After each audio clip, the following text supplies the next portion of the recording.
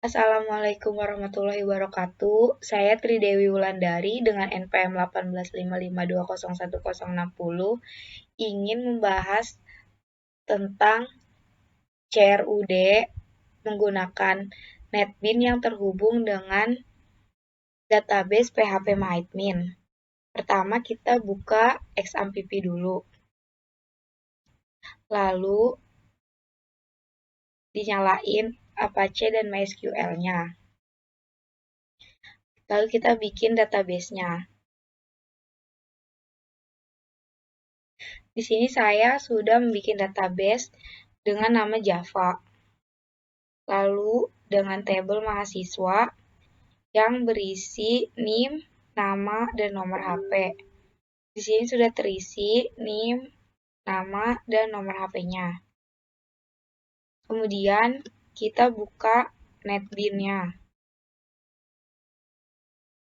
Nah, di sini saya sudah punya project namanya Java Application. Lalu search package-nya, pertama kita bikin Java Application dulu. Setelah Java Application, kita bisa bikin package yang lain dengan cara new Java package. Di sini kita bisa tulis, pertama kita bikin view, model, lalu controller. Seperti itu. Nah, habis itu di Java model, klik kanan, new, lalu ada other. Nah, di sini kita pilih persistence. Habis itu kita pilih entity classes from database. Nanti ini di next aja.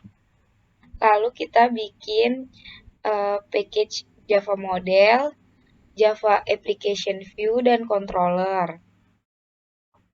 Jangan lupa, kalau Java application model itu, kita hubunginnya di new other, lalu kita pilih persistence,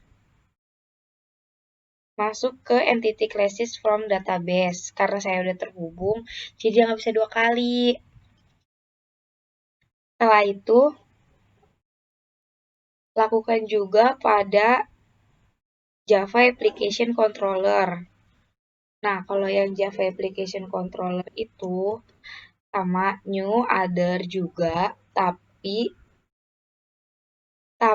dia pilihnya JPA Controller Classes from Entity Classes, kayak gitu.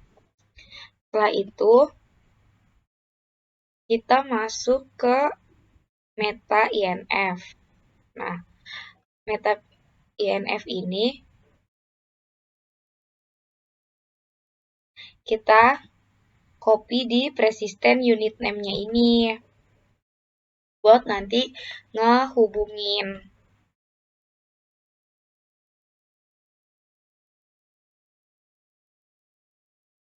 Setelah itu kita masuk ke Java Application.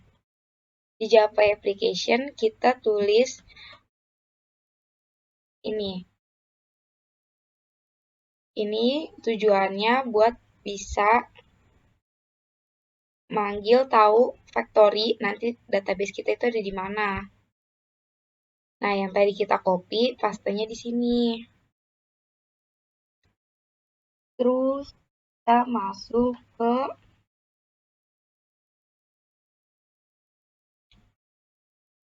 Java Application Model. Java Application View. Di sini kita bikin make gFrameFrom buat ngedit ininya. Nah, jangan lupa bikin name, nama, dan nomor HP-nya itu pakai label. Dan kotak ininya pakai text field. Kalau simpan, hapus sama refresh-nya pakai button, dan ini pakai table. Jangan lupa ini dinamain change variable name. Kalau untuk name, kita pakai text name. Untuk nama juga begitu.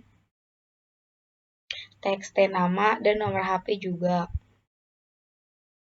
TXT nomor HP.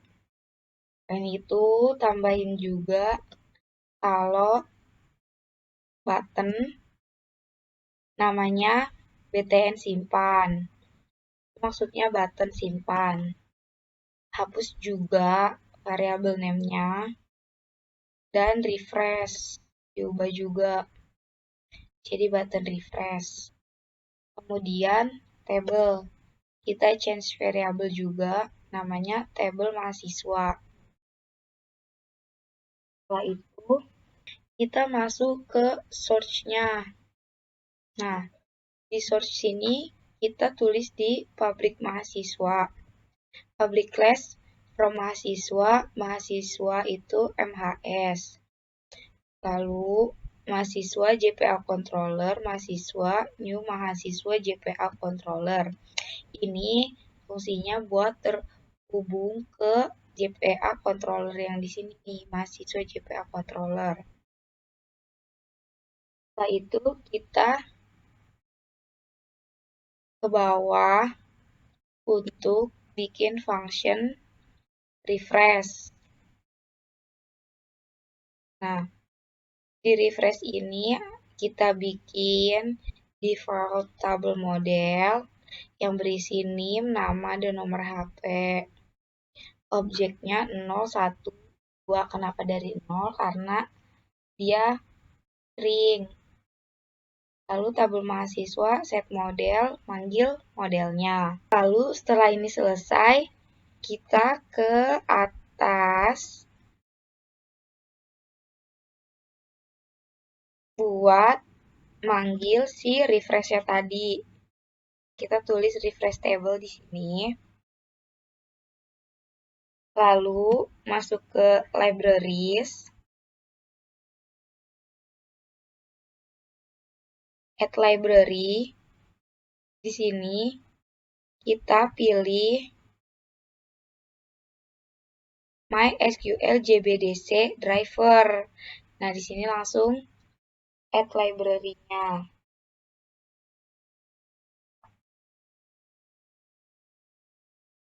Kemudian kita bikin ke button refresh-nya. Nah, button refresh table-nya di sini kita tulis refresh table buat manggil yang tadi. Setelah itu kita bikin function lagi namanya reset field. Isinya name, nama, dan nomor HP. Lalu ini kita ketik juga reset field-nya. Setelah itu kelar, di desain kita di sini bikin event mouse-nya dijadiin mouse clicked dan di key-nya kita bikin key release tombol mahasiswanya. Terus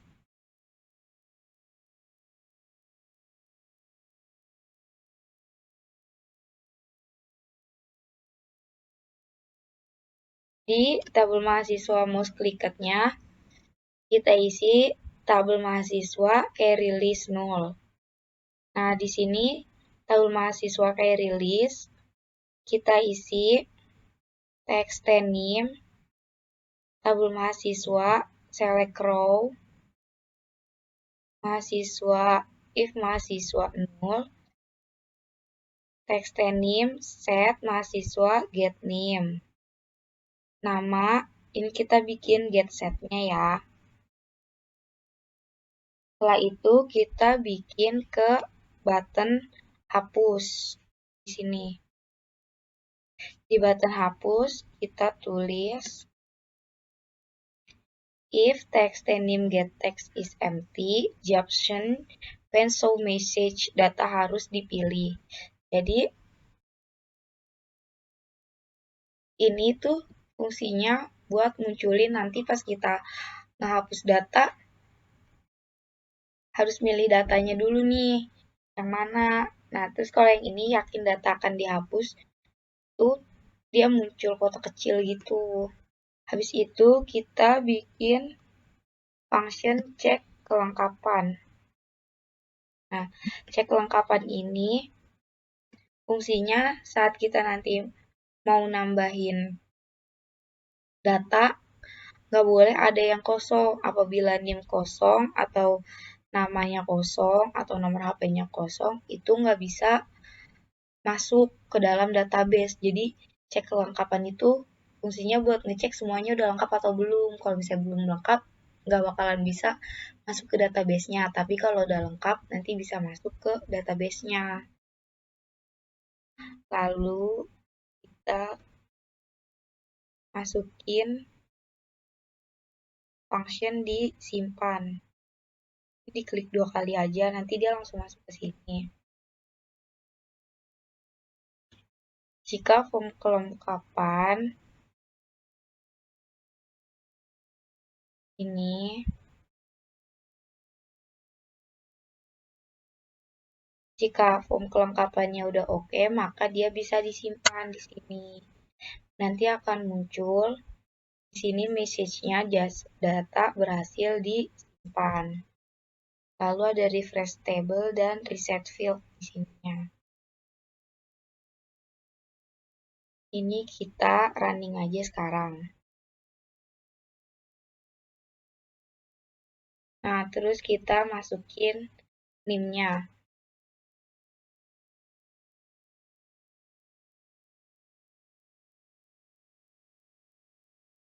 Lalu nama,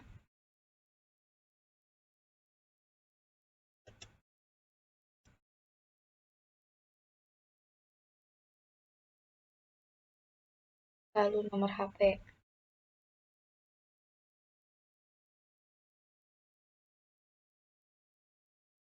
Lalu kita simpan.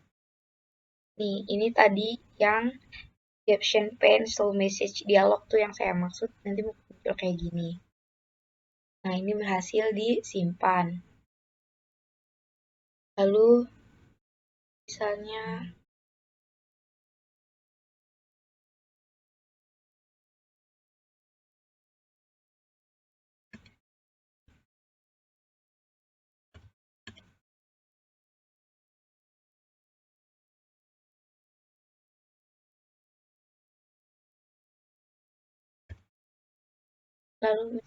mau di refresh, nanti dia hilang kayak gitu. Atau kita pilih salah satu di sini mau dihapus, nanti terhapus, data udah berhasil dihapus, dia hilang kayak gitu. Jadi sekian pembahasannya, terima kasih.